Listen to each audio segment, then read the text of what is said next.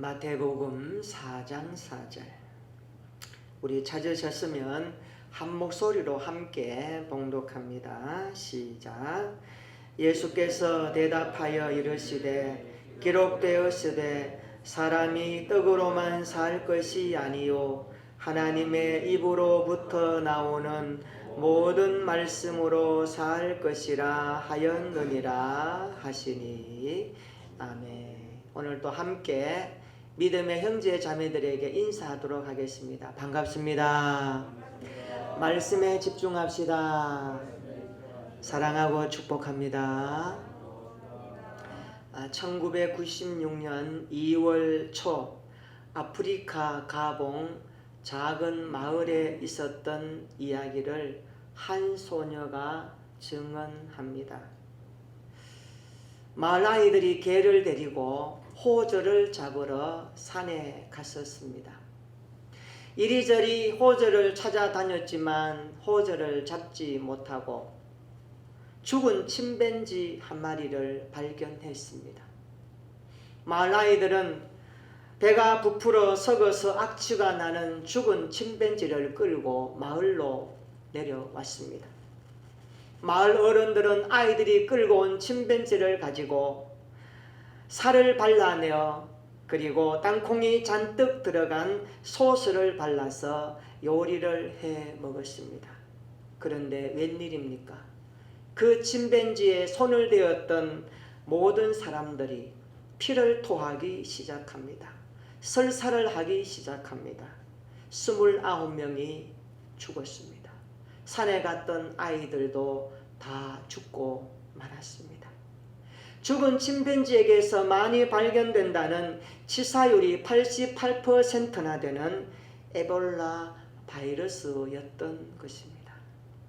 2002년 11월 16일 중국 광둥성 포산에서 46세 공무원이 갑자기 쓰러집니다. 앰뷸런스가 와서 그를 데리고 가는 중에 의사와 많은 사람들이 쓰러지고 말았습니다. 그런데 집고양이와 뱀을 재료로 하여 음식을 장만했던 한 요리사도 이 공무원과 비슷한 증상을 가지고 쓰러지기 시작합니다. 이것이 전 세계에 공포스러운 극한의 공포를 주었던 사스 바이러스였던 것입니다. 중국 우한에서 시작된 코로나 바이러스, 감기를 일으키는 바이러스의 일종이라고 하죠. 감기의 원인의 20-30%가 코로나 바이러스 때문인 것으로 알려졌습니다. 현재 확인된 코로나 바이러스는 총 7종류나 된다고 합니다. 이 바이러스 중에 보면 돌연변이를 일으키는 RNA 바이러스가 있고 돌연변이를 일으키지 않는 DNA 바이러스가 있습니다. 이번에 전 세계적으로 확산되고 있는 코로나 바이러스는 돌연변이가 쉽게 되는 RNA 바이러스의 일종이라고 합니다. 우리가 경계하고 조심해야 될 내용이 그런 것입니다. 코로나 바이러스를 의료진들이 전자현미경으로 들여다보니까 마치 바이러스의 입자 표면이 태양의 바깥 표면을 둘러싸고 있는 플라즈마 모양을 하고 있다 그래서 코로나 바이러스라고 이름을 붙였다고 합니다. 지금 이 바이러스가 우리나라도 그렇지만 온 세계를 휩쓸고 있습니다. 감염 유행에 돌입한 상태입니다. 박쥐와 원숭이 등 5천여 종의 포유류를 대상으로 서식하고 있는 바이러스라고 합니다. 그런데 이제 이 바이러스가 인간에게 옮겨오고 있다라고 사람들은 놀라고 있습니다. 삶의 터전을 포유류에게서 인간에게로 옮겨 탄 이 바이러스는 자기가 살기 위해서 돌연변이를 일으키고 유전자 재편성의 가능성이 높다고 전문가들은 말하고 있습니다. 오늘 현대인들은 산의 진미를 찾아 많은 음식을 해먹고 살아갑니다. 그래서 벌목, 난개발, 밀렵으로 동물의 터전을 잠식한 것이 바이러스 확산의 원인 제공이었다라고 학자들은 조심스럽게 예측하기도 합니다. 오늘 저는 이 설교 말씀을 먹는 문제와 연관하여 좀 전하려고 합니다. 우리 인간은 에덴 동산에서부터 먹는 문제로 실랑이를 벌입니다. 창세기 2장 17절에 하나님은 최초의 사람 아담과 하와에게 말씀합니다. 선악을 알게 하는 나무의 열매를 먹지 말라. 내가 먹는 날에는 반드시 죽으리라. 이 말씀은 하나님께서 인간에게 주신 최초의 명령이요 안전수칙입니다. 먹는다는 것은 생명과 직결되기 때문에 하나님께서 우리에게 먹지 말라라고 말씀하시면서 안전수칙을 가르쳐 주셨습니다. 그럼에도 불구하고 간교한 뱀은 아담에게 하와에게 이렇게 말합니다. 하나님이 참으로 너희에게 동산 모두의 나무 열매를 먹지 말라 하시더냐. 너희가 그것을 먹는 날에는 너희 눈이 밝아져 하나님과 같이 될 것이다. 선악을 알게 할 줄 하나님이 아시기 때문이라. 그러므로 먹어도 괜찮다. 이렇게 접근하지 않습니까? 제가 한번 여러분에게 질문을 해보겠습니다. 하나님이 말씀하십니다. 그리고 간교한 뱀도 말합니다. 그러면 나는 누구의 말을 들어야 할까요? 오늘 우리는 하나님의 말씀을 들어야 합니다. 아멘이십니까? 우리는 하나님의 말씀을 듣고 살아가는 사람들입니다. 그런데 하와는 뱀의 말을 듣고 실행에 옮깁니다. 창세기 3장 6절 한번 찾아볼까요? 창세기 3장 6절에 하와는 뱀의 말을 듣고 이렇게 실행에 옮기는 것을 성경이 기록하고 있습니다. 창세기 3장 6절 우리 다같이 읽어봅니다. 시작. 여자가 그 나무를 본즉 먹음직도 하고 보암직도 하고 지혜롭게 할 만큼 탐스럽기도 한 나무인지라. 여자가 그 열매를 따먹고 자기와 함께 있는 남편에게도 주매 그도 먹은지라. 아멘. 성경은 하와가 뱀의 말을 듣고 나무 열매를 따 먹게 된 결정적인 요인이 무엇인가 그것을 이렇게 기록하지요. 먹음직도 하고 보암직도 하고 지혜롭게 할 만큼 탐스럽기도 한 나무인지라 이렇게 말씀합니다. 학자들은 이 구절을 연구하면서 이 세 영역이 하와의 육체적, 정서적, 영적 욕망을 사로잡았다 이렇게 접근합니다. 그래서 유혹의 세 가지 영역이 요한일서 2장 16절에 나오는 말씀처럼 육신의 정욕과 안목의 정욕과 이생의 자랑이 반영되었다라고 해석하기도 합니다. 중요한 것은 무엇입니까? 하와가 매력적으로 본 것이 무엇입니까? 지혜에 대한 가능성의 매력을 느낀 겁니다. 지혜롭게 할 만큼 탐스럽기도 한 나무인지라 라고 그가 보기 시작하는 것입니다. 뱀이 여자에게 접근하는 유혹을 보십시오. 노골적인 반역이 아닙니다. 노골적으로 하나님을 반역하라라고 말하지 않습니다. 하나님이 주시는 것과 별개로 지혜를 추구하도록 하는 것으로 접근한다는 것을 성경은 우리에게 가르쳐주고 있습니다. 중요합니다. 하나님 외에 또 다른 선이 있고 지혜가 있다라고 하는 방향으로 하와에게 접근하고 있다는 것을 우리는 놓쳐서는 안 됩니다. 우리 한번 생각해 봅시다. 지혜가 무엇입니까? 정말 진짜 지혜가 무엇입니까? 사람들이 지혜가 무엇인가 연구합니다. 지혜는 어디서 오는가 추구합니다.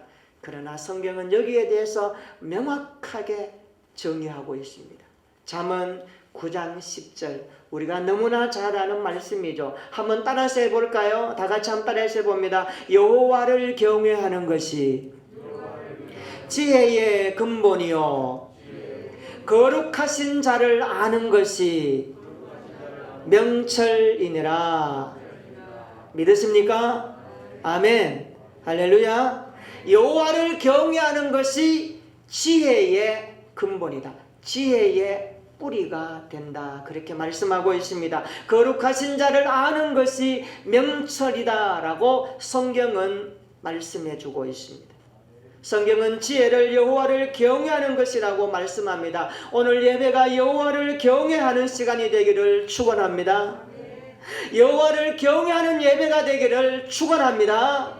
예배는 여호와를 경외하는 현장이고 경외하는 것이 예배의 시작인 줄로 믿습니다. 우리 인생이 여호와를 경외함으로 살다가 내 인생 끝나는 그날에 여호와를 만나 주님 앞에 들어가는 천국, 그것이 우리 인생의 세계관 아닙니까? 우리가 오늘 여호와를 경외하는 자리가 되어질 때에 하나님이 우리로부터 영광을 받으시고 우리의 경외를 받으시고 우리가 경외하는 그 현장 가운데 임재하셔서 말씀하시고 우리 인생을 새롭게 만지실 줄로 믿습니다.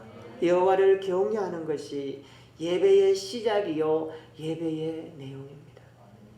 오늘 본문은 40일 금식 기도하신 예수님께 마귀가 시험하는 내용입니다. 우리가 너무나 잘 아는 말씀입니다.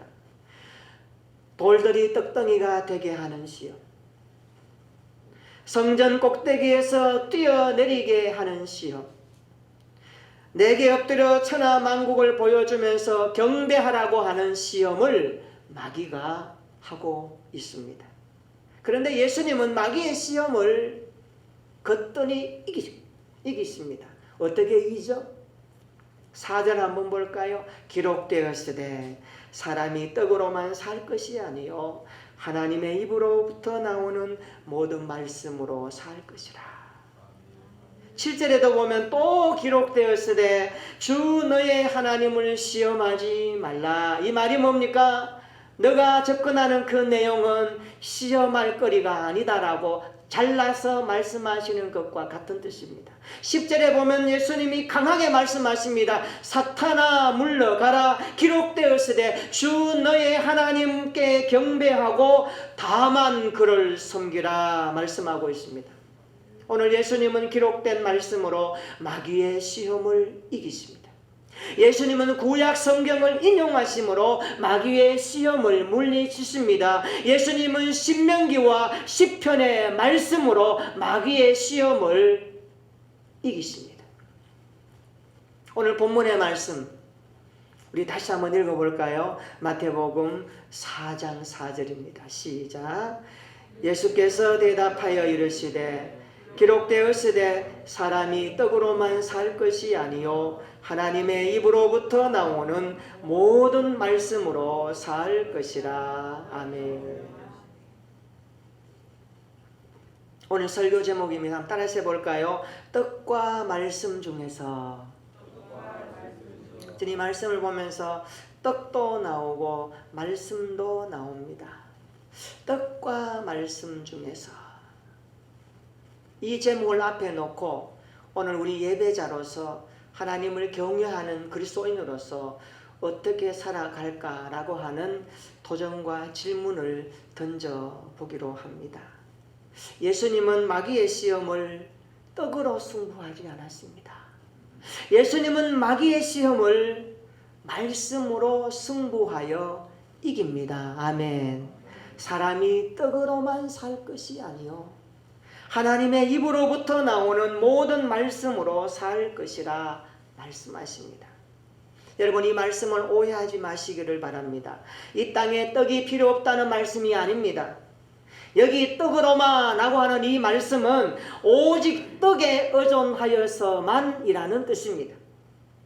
정리하면 이런 뜻입니다. 인간은 떡에만 의존하여 사는 존재가 아니다라는 뜻입니다. 그리고 모든 말씀으로 산다라는 말씀은 우리 인간은 하나님의 말씀으로 살아야 한다라고 하는 당위성을 여기서 가르쳐주고 있습니다. 오늘 세상을 한번 보십시다. 많은 사람이 떡에 의존하여 살아가지 않습니까? 떡이 없으면 실망합니다. 떡이 모자라면 얼굴을 울거락하며 살아갑니다. 오직 한 조각 떡을 얻기 위하여 목숨을 거는 것이 우리 인생 아닙니까? 심지어 글손이라고 하면서도 떡 한 조각에 양심을 파는 사람도 볼 수가 있습니다. 떡을 얻기 위해서 어떤 사람은 신앙도 팔아버리더라고요. 떡 하나 얻기 위해서 예수님도 팔아버리는 사람도 있지 않습니까? 왜 이런 일이 일어날까요? 왜 이 땅에서 떡 때문에 인생이 이렇게 비참할 수 있을까요? 자존심도 무너지고 생의 의미도 무너지고 그 떡이 뭐라고? 그런데 우리가 기억해야 됩니다. 떡은 우리 인간에게 필요합니다. 그러나 성경은 여기에 대해서 좀 더 강하게 우리에게 도전합니다. 너희에게 떡도 필요하지만 그러나 그 떡보다 더 귀한 떡 하나가 또 있다. 오늘 그것을 우리에게 보여주는 말씀이 마태복음 4장 4절의 말씀입니다. 사람들이 이 떡 때문에 왜 요동치느냐 하면 이유는 하나입니다. 떡이 차지하는 영향이 크기 때문에 그렇습니다. 좀 더 표현하면 경제, 물질, 모든 것이 떡과 연계하는 산업구조 아닙니까? 우리 자본주의 국가에서 떡이 참 차지하는 역할이 큽니다. 가정경제에 떡이 주는 위치가 대단합니다. 자녀들 인생의 꿈을 물어보면 이 떡을 많이 확보하기 위해서 나는 공부하고 나는 살아간다라고 하는 인생의 가치와 목적도 여기에 두는 사람이 허다합니다. 그래서 성경은 이 떡에 대해서 외면하지 않습니다. 그런데 중요한 것은 예수님께서 마귀가 시험할 때에 분명하게 거론하는 말씀 한 절이 오늘 본문의 말씀입니다. 너희에게 떡도 필요하지만 그러나 그 떡으로 다 사는 것이 아니다. 하나님의 입에서 나오는 말씀이 있어야 한다라고 말씀하고 있습니다. 오늘 우리가 이 말씀을 귀로 듣고 내 영혼으로 들어서 우리의 심령에 이 말씀이 받아들여지고 새겨지는 시간 되기를 주님의 이름으로 축원합니다. 예수님이 말씀으로 시험을 이기셨던 것처럼 우리도 이 말씀으로 세상을 이기며 세상 가운데 치우침이 없이 살아갈 수 있는 이 시대에 건강한 그리스도인들이 되기를 예수님의 이름으로 축원합니다. 예수님을 시험한 마귀는 현실적인 것으로 접근하는 것을 봅니다. 40일 동안 금식하신 예수님 얼마나 배고프셨겠습니까? 예수님이 사람의 몸을 가지고 오셨다는 것은 우리가 느끼는 감정을 그대로 가지고 계십니다. 슬퍼하시고요, 고통당하시고요, 아파하시고요. 우리의 정서적 내면의 감정을 주님이 똑같이 갖고 계십니다. 그러나 우리와 다른 것 하나는 뭡니까? 예수님은 죄가 없다는 사실입니다. 이 예수님이 40일 동안 금식하며 기도하셨습니다. 얼마나 배고플까요? 예수님의 배고픔을 현실적으로 마귀가 이용합니다. 이런 측면에서 보면 마귀의 시험은 우리가 고민하는 실질적인 문제로부터 접근할 때가 많다는 것을 알아야 됩니다. 오늘 또 마귀는 현실과 밀접한 연관성으로 접근하면서 시험합니다. 이것을 볼 수 있는 영적인 통찰력이 있기를 주님의 이름으로 축원합니다.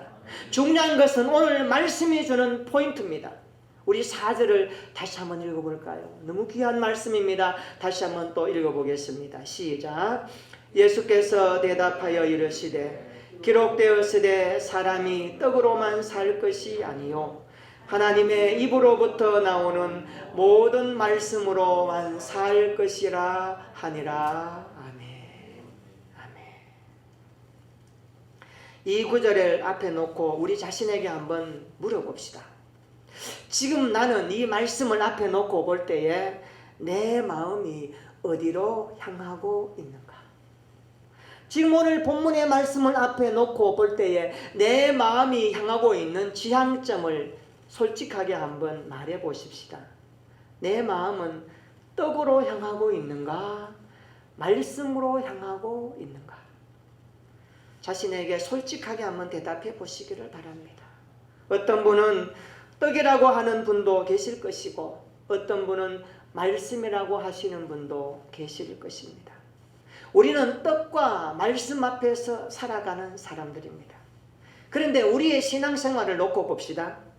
떡보다는 말씀에 우선하는 것이 신앙생활인 줄로 믿습니다. 떡을 우선하는 신앙을 뭐라고 하죠? 인본주의 신앙이라고 정의합니다. 말씀을 우선해 두는 신앙을 뭐라고 합니까? 신본주의 신앙이라고 말씀합니다. 저는 우리 교회 모든 성도들, 믿음의 가족들이 말씀을 우선해 두고 살아가는 신본주의 그리스도인들이 되기를 축원합니다.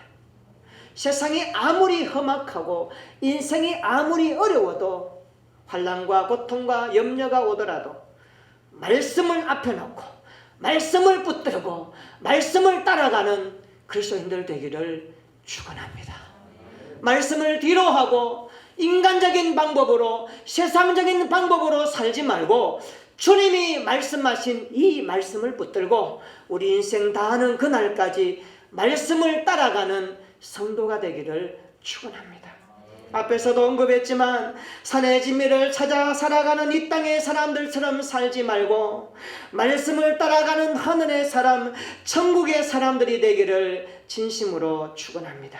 육신의 정욕과 안목의 정욕과 일생의 자랑으로 살지 말고 하나님의 입에서부터 나오는 모든 말씀으로 힘을 얻어 살아가는 우리 성도들과 교회와 자녀들이 되기를 축원합니다. 그 어떤 시험이 오더라도 말씀으로 승리하는 이 시대에 주님의 손에 붙잡혀 있는 진리의 사람들이 되기를 축원합니다. 떡과 말씀 중에서 항상 말씀에 포인트를 두고 살아가는 우리 모든 그리스도인들 되기를 축원합니다. 그렇다면 말씀에 포인트를 두고 살아가려면 어떻게 해야 될까요? 우리가 사는 세상에는 떡이 눈에 들어옵니다. 말씀이 우리에게 들려집니다. 떡과 말씀 앞에서 살아가는 우리가 떡보다는 말씀에 포인트를 두고 말씀을 우선하며 살아가는 삶이 되기 위해서는 우리의 해야 될 몫이 있습니다. 우리가 해내야 될 삶의 책임이 있습니다. 오늘 성경은 그것을 우리에게 가르쳐 줍니다. 어떻게 하면 말씀을 앞에 놓고 떡보다는 말씀에 포인트를 두고 살아가는 교회 생활, 직장 생활, 우리의 인생으로 살아갈 수 있을까요? 오늘 저는 두 가지로 우리에게 접근하고자 합니다. 첫째로 말씀에 포인트를 두고 살아가려면 나의 가슴에, 저와 여러분들의 가슴에 말씀을 담고 살아야 하는 것입니다. 나의 가슴에 하나님의 말씀이 담겨 있어야 한다는 말씀입니다. 따라서 합시다. 나의 가슴에 말씀을 담고 살아갑시다. 여러분, 예수님의 가슴에는 말씀이 담겨 있었습니다. 이 내용을 읽어보면 그것을 느낄 수가 있고 확인할 수가 있습니다. 예수님은 기록된 하나님의 말씀을 가지고 계셨습니다. 그래서 마귀의 시험에 동일하게 반복적으로 하시는 말씀이 뭡니까? 기록되었으되, 기록되었으되, 기록되었으되. 예수님은 기록된 하나님의 말씀을 가슴에 담고 계셨습니다. 머릿속에 기억하고 계셨습니다. 삶으로 그 말씀을 사용하고 계셨습니다. 예수님은 기록된 하나님의 말씀을 가슴에 담고 계셨습니다. 그래서 금식하며 기도할 때도 우리 예수님은 그 말씀을 품었고 그 말씀을 묵상했고 그 말씀을 가졌습니다. 말씀을 기억하고 말씀을 암송하고 말씀을 품고 계셨다는 뜻입니다. 이것이 말씀에 포인트를 두는 인생입니다. 오늘 우리의 가슴에도 이 말씀이 담겨 있기를 축원합니다. 여러분, 말씀에 우리의 마음에 담아지려면 어떻게 해야 될까요? 어느 날 갑자기 우리의 마음에 말씀이 담겨지는가요? 아닙니다. 물을 먹으려면 물 곁에 가야 하고 바켓으로 물을 퍼서 컵으로 마셔야 합니다. 이처럼 우리는 성경을 읽어야 합니다. 성경을 기억해야 됩니다. 말씀을 암송해야 됩니다. 그 말씀을 가까이 해야 됩니다. 그 말씀을 묵상해야 됩니다. 그 말씀이 무슨 뜻인가? 그 말씀이 나에 어떤 의미가 있는가? 말씀을 가까이 하고 말씀을 따라가고 말씀과 함께하는 삶이 말씀을 가슴에 담는 시간들입니다. 사랑하는 성도 여러분, 코로나19 바이러스가 우리의 삶에 또 다른 패턴을 가지고 왔죠. 사회적 거리두기로 모이는 곳에 가기가 참 겁이 납니다. 그러나 이 위기 가운데서도 여러분의 골방에서 여러분의 자리에서 말씀을 가까이 하고 성경을 가까이 하며 말씀을 가슴에 담는 일에 전심전력할 수 있는 시간 되기를 바랍니다. 그 시간이 주님이 주신 축복이요, 이 대사회적인 위기 가운데서 하나님 우리에게 주신 특별한 은혜 아니겠습니까? 이것을 잘 활용하시고 말씀을 가슴으로 담는 일에 최선을 다하는 우리 교회 모든 성도들 되기를 주님의 이름으로 축원합니다. 여러분, 말씀을 가슴에 담을 때에 내가 좋아하는 말씀만 담지 마십시오. 이것을 가리켜서 영적인 편식이라고 합니다. 내가 좋아하는 말씀만 먹지 말라는 뜻입니다. 때로는 내 죄를 지적하고 나를 돌아보게 하고 나를 좀 더 성숙하게 만들어 가시는 주님의 사랑의 말씀 참 많죠. 우리의 죄성을 보게 하는, 회개케 하는, 정말로 부담되는 말씀, 그것도 먹고 그것도 가까이 하면서 우리가 삶에 인격적으로 주님을 온전히 배워가는 훈련의 시간 되기를 축원합니다. 그 시간들이 우리의 삶에 가슴으로 담아내는 말씀이 될 줄로 믿습니다. 우리가 말씀에 포인트를 두기 위해서는 기록된 주님의 말씀을 마음속에 담아야 합니다. 이 말씀을 담고 살아갈 때에 이 세상 가운데서도 흔들리지 않고 승리하게 될 줄로 믿습니다. 두 번째, 말씀에 포인트를 두고 살아가려면 생명의 떡이신 예수님을 가까이 해야 합니다. 예수님은 생명의 떡이십니다. 요한복음 6장 48절에 예수님은 내가 곧 생명의 떡이니라 말씀합니다. 요한복음 6장 51절에 말씀합니다. 나는 하늘에서 내려온 살아있는 떡이니라 말씀합니다. 이 떡을 먹으면, 따라서 합시다, 영생하리라. 예수님을 먹으면 영생한다. 예수님을 믿으면, 예수님을 인격적으로 만나면, 예수님을 마음으로 믿고 입으로 고백하고 시인하고 그 예수님과 함께하면, 그 주님의 말씀을 붙들고 살아가면 승리하리라. 영생의 삶이 보장된 구원의 완성을 우리에게 말씀하고 있습니다. 사랑하는 성도 여러분, 생명의 떡이신 예수님을 가까이 하는 우리의 일상이 되기를 축원합니다. 예수님을 가까이 한다는 말은 예수님으로 옷 입는 거죠. 예수님으로 생각하는 거죠. 예수님으로 살아가는 거죠. 이것은 굉장한 우리의 삶의 가치관을 세워줍니다. 우리가 예수님처럼 살아간다는 것은 삶의 고차원적인 꿈입니다. 우리가 모델로 삼는 것은 사람이 아닙니다. 이 세상의 위인도 아닙니다. 우리의 구원자 되시는 예수님이 여러분의 생애의 모델이 되시기를 진심으로 축원합니다. 예수님만큼 살아가고 예수님만큼 생각하고 예수님만큼 기도하고 예수님처럼 살아갈 수 있는 인생이 된다면 얼마나 좋을까요? 이것을 가리켜서 예수님을 따르는 제자의 영성입니다. 오늘 저와 여러분이 이 영성을 가지시고 이 믿음을 가지시고 주님을 가까이 하는 믿음의 인생이 되기를 축원합니다.